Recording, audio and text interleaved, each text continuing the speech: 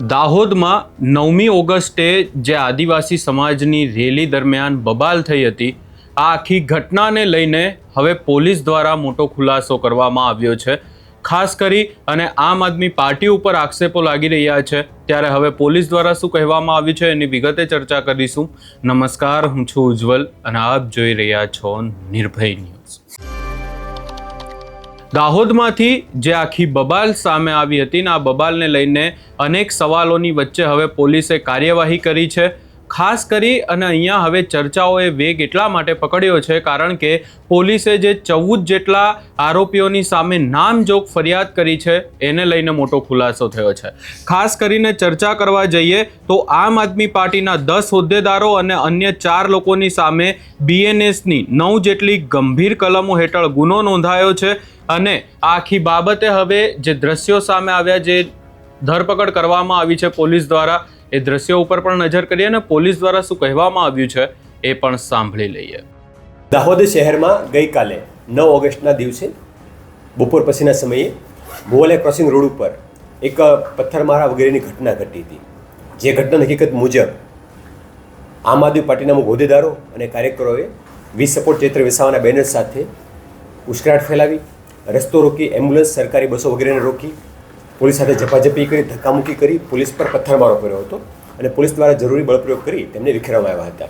આ ઘટનાને Dahod rural police સ્ટેશનમાં FIR દાખલ કરવામાં આવી છે.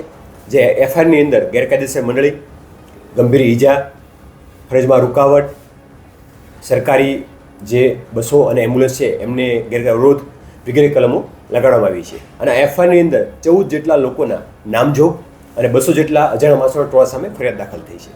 જે 14 લોકો પૈકી 13 લોકોને પોલીસ દ્વારા અરેસ્ટ કરી લેવામાં આવેલા છે. જે 13 લોકોના નામ જોવા જઈએ તો કૃષ્ણા ચારેલ કે જે આમ આદમી પાર્ટી મીડિયા સેલના રાજ્યના ઉપપ્રમુખ છે.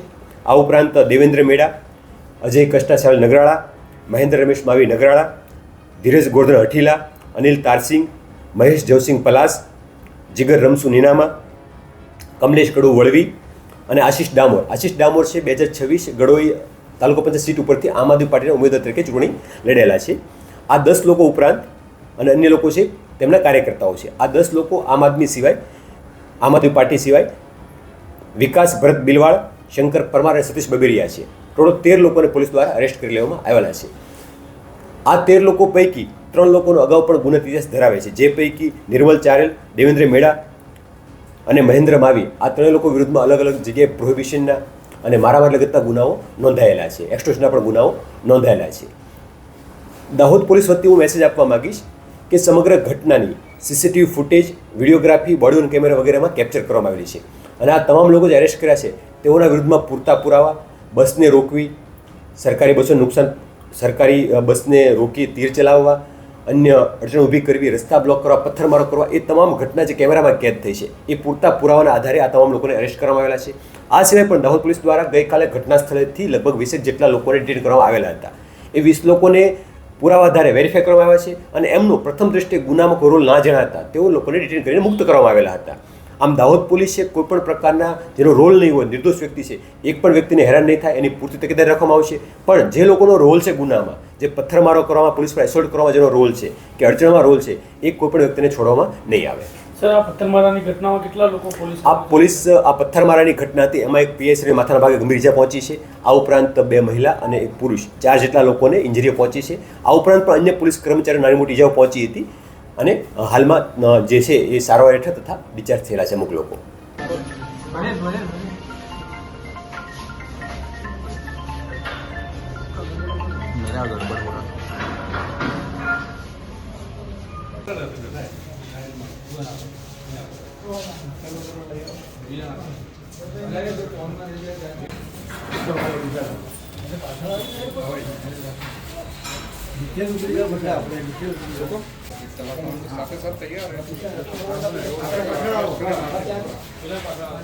તમે દાદા નીચે આવી જાઓ.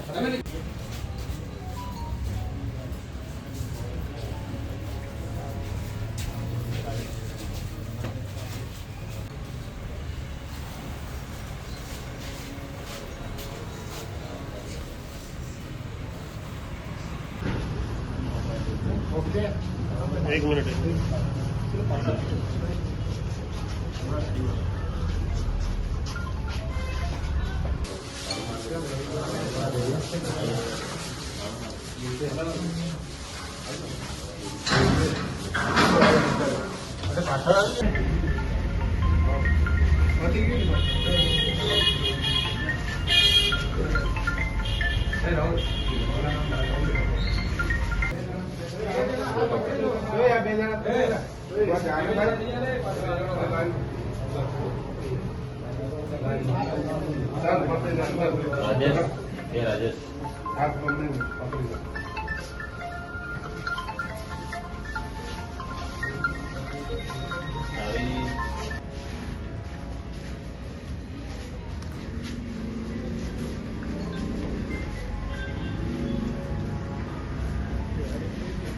પર ઉડી જતા રહ્યા, સરકારી જતા રહ્યા, એમએલએ જતા રહ્યા, કાઉન્સિલર પર જતા રહ્યા, બધાના ફરીને મારી પર આવે. એ પેલા સ્ટેટ વાળા પર બી ફોન જતા રહ્યા.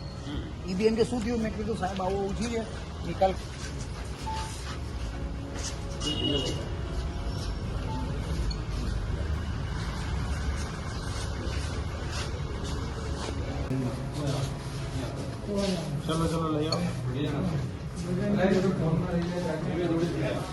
લઈ આવો.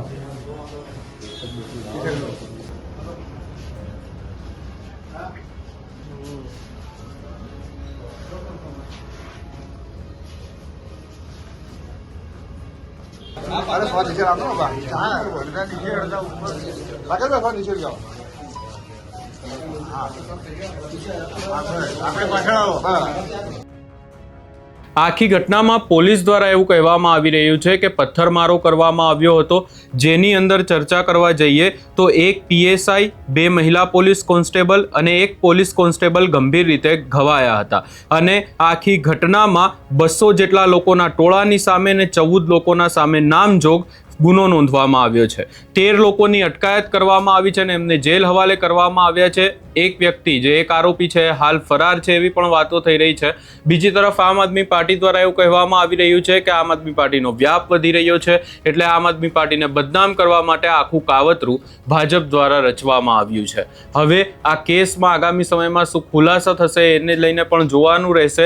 અને ખાસ કરીને જ્યારે આ નામો સામે આવ્યા છે ત્યારે હવે આમ આદમી પાર્ટી દ્વારા શું કહેવામાં આવે છે એ પણ જોવાનું રહેશે. આ સમગ્ર બાબતે તમારો શું અભિપ્રાય છે એ અમને કમેન્ટ કરી જરૂર જણાવશો ને અમારી ચેનલ નિર્ભય ન્યૂઝને લાઇક, શેર, સબસ્ક્રાઇબ કરવાનું ભૂલશો નહીં.